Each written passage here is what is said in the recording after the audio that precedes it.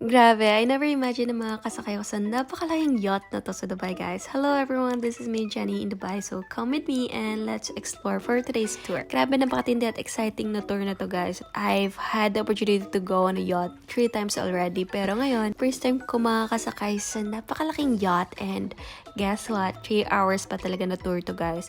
And grabe, I never imagined my life na ganito ka bongga. Dahil nung nasa Pinas pa lang ako, lagi kong iniisip kung ano kayo magiging buhay ko dito sa abroad. And here I am. Andito na ako ngayon sa Dubai and nag-enjoy ng sobra-sobra. Kung nagtataka kayo kung paano ako nakasakay dito, well, isa lang naman to sa trabaho ko, guys. Ito yung isa sa pinaka-grateful ako sa trabaho ko dahil nakapag-gala ko at nakapagpunta kahit saan. Halos nalibot ko na ate yung buong Dubai sa sobrang paggala. And itong sinakyan nga pala namin na yacht ay isa sa pinakamalaking yacht dito sa Dubai. Located ito sa Marina. And marami kami mga kasama dito, mga iba't ibang lahi, pero hindi ko sila kilala.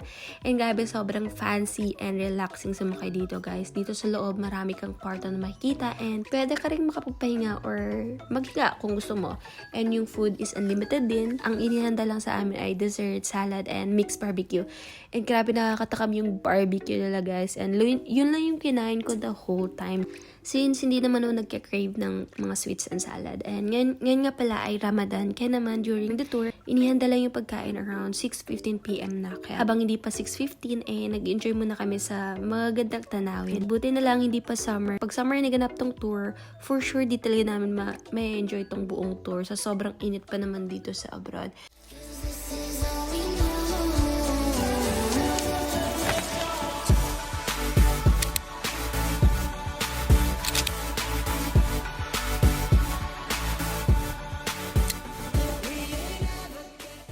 Living abroad has been a real blessing for me. I have a good job and great people around me who always encourage me.